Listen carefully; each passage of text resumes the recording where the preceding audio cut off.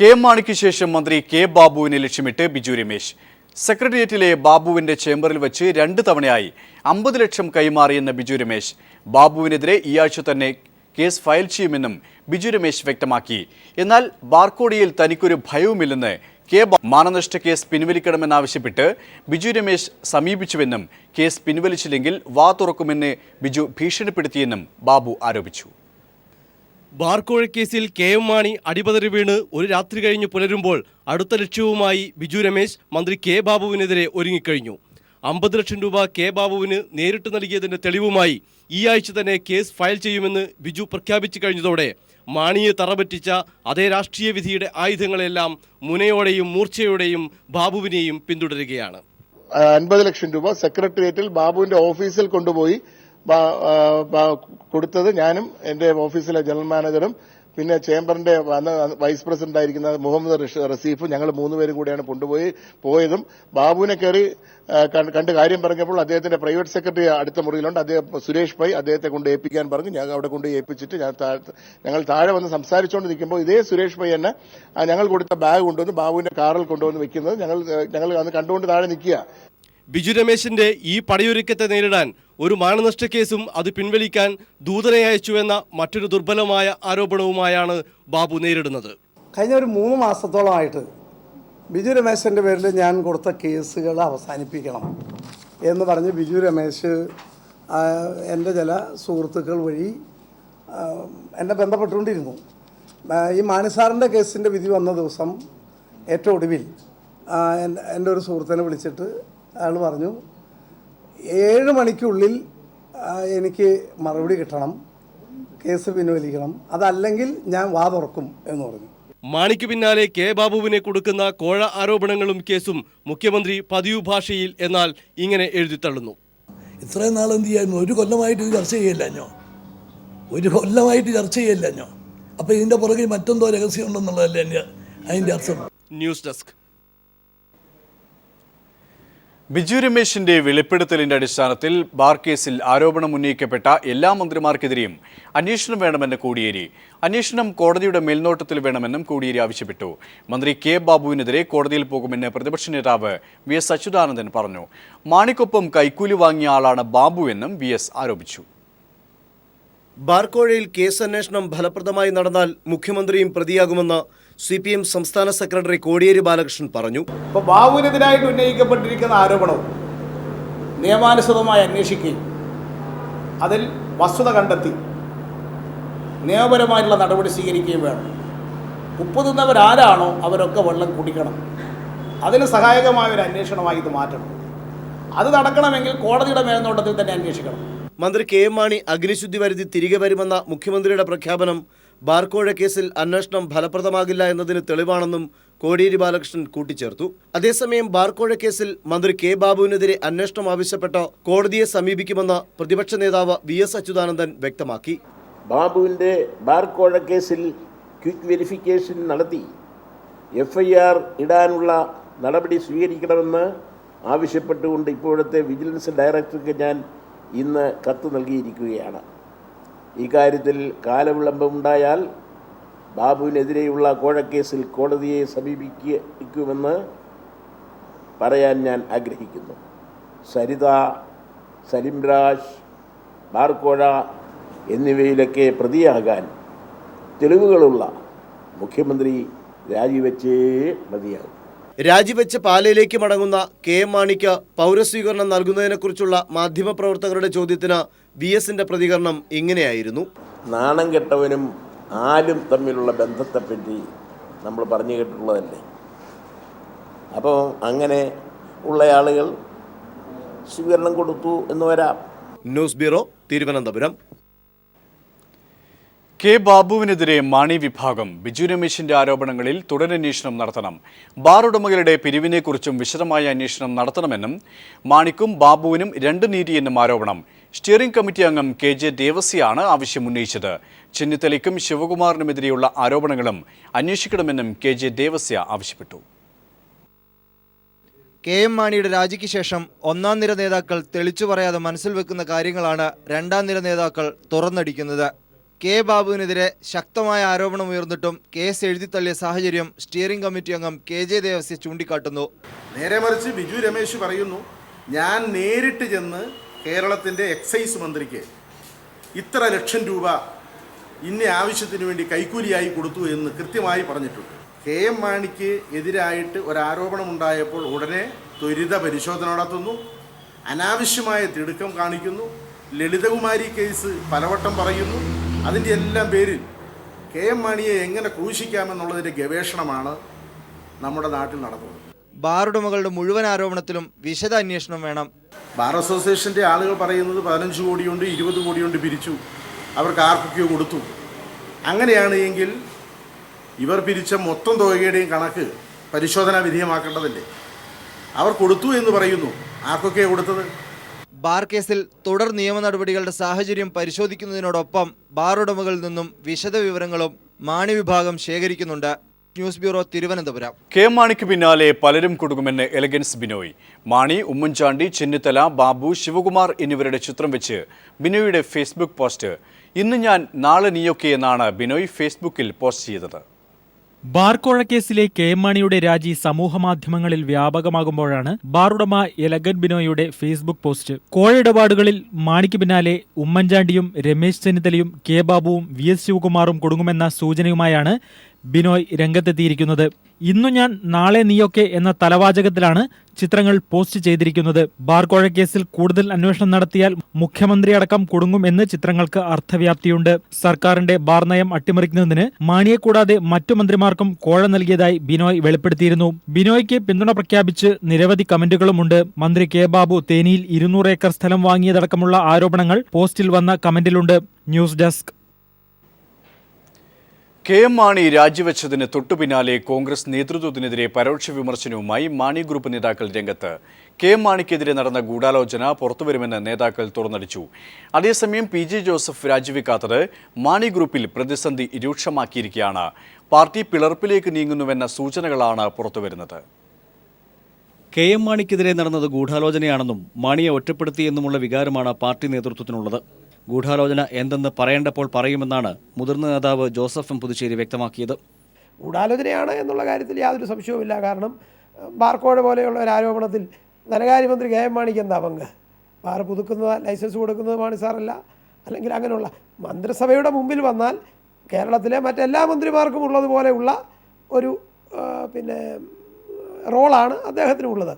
അതേസമയം ജോസഫ് ഗ്രൂപ്പിനെതിരെയും മാണി വിഭാഗത്തിൽ വികാരം ശക്തമാണ്. സ്ഥാനമാനങ്ങളല്ല, പാർട്ടിയാണ് വലുതെന്ന ചീഫ് വിപ്പ് തോമസ് ഉണ്ണിയാടന്റെ പ്രസ്താവന ജോസഫിനുള്ള പരോക്ഷമായ മറുപടി കൂടിയായി. മാണിക്ക് ഐക്യദാർഢ്യം പ്രകടിപ്പിച്ച് താൻ രാജിവെച്ചപ്പോഴും ജോസഫ് രാജിവെക്കാത്തത് ചൂണ്ടിക്കാട്ടിയായിരുന്നു ഉണ്ണിയാടന്റെ കുത്ത്. രാജിയിൽ ഉറച്ചു നിൽക്കുന്നുവെന്നും തീരുമാനത്തിൽ മാറ്റമില്ലെന്നും ഉണ്ണിയാടൻ വ്യക്തമാക്കി. ഗൂഢാലോചന എന്നുള്ളത് അല്ല, ബോധപൂർവമായിട്ടുള്ള ചില ശ്രമങ്ങൾ ഈ കാര്യത്തിൽ മാണി സാറിനോട് ഉണ്ടായിട്ടുണ്ട്. അദ്ദേഹത്തിന് വേട്ടയാടുന്ന സാഹചര്യം ഉണ്ടായിട്ടുണ്ട്. അത് കുറേയൊക്കെ എനിക്കറിയാം. പക്ഷേ ഇപ്പോൾ ഒരു അന്വേഷണ ഘട്ടത്തിൽ നിൽക്കുക. മാണിക്കൊപ്പം PJ ജോസഫ് രാജിവെക്കാത്തത് ഇരുവിഭാഗങ്ങൾക്കിടയിലുമുള്ള പരസ്പര വിശ്വാസം നഷ്ടപ്പെടുത്തിയിരിക്കുകയാണ്. മാത്രമല്ല, മുഖ്യമന്ത്രിയും കോൺഗ്രസും PJ ജോസഫിനെ കൂടുതൽ പിന്തുണ നൽകുന്നു എന്ന വികാരവും മാണി വിഭാഗത്തിൽ ശക്തമാണ്. നേരത്തെ തന്നെ പല കാര്യങ്ങളിലും ഇരുവിഭാഗങ്ങളും തമ്മിൽ അഭിപ്രായ വ്യത്യാസങ്ങൾ നിലനിന്നിരുന്നു. നിലവിലെ സാഹചര്യത്തിൽ ഇരുകൂട്ടർക്കും ഒന്നിച്ചു പോവുക എന്നത് തീർത്തും ദുഷ്കരമാകും. പാർട്ടി പിളരില്ലെന്ന ശുഭാപ്തി വിശ്വാസമാണ് PJ ജോസഫ് പ്രകടിപ്പിക്കുന്നത്. News bureau, Thiruvananthapuram.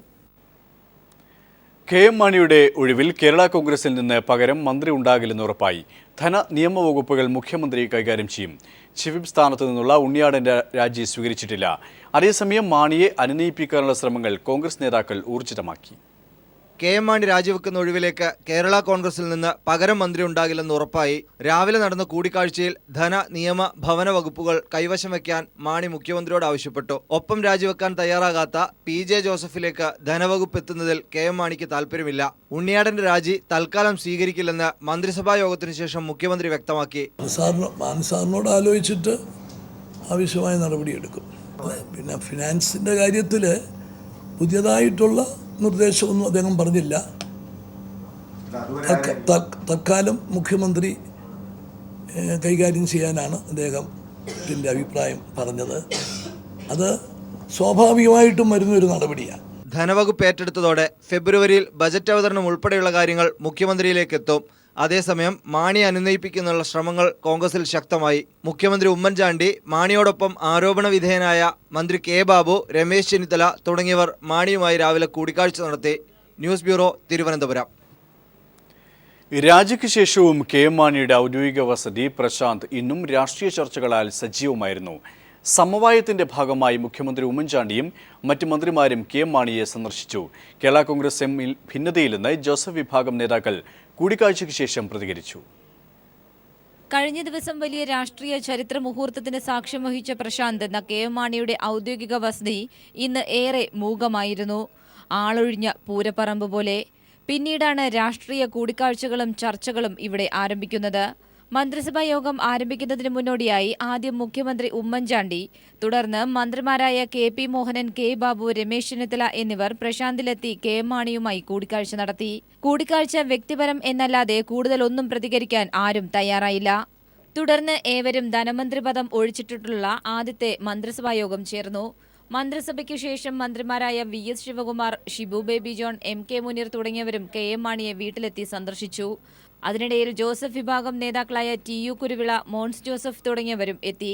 കേരള കോൺഗ്രസ് എമ്മിൽ ഭിന്നതയില്ലെന്ന് നേതാക്കൾ കൂടിക്കാഴ്ചയ്ക്ക് ശേഷം മാധ്യമങ്ങളോട് പ്രതികരിച്ചു.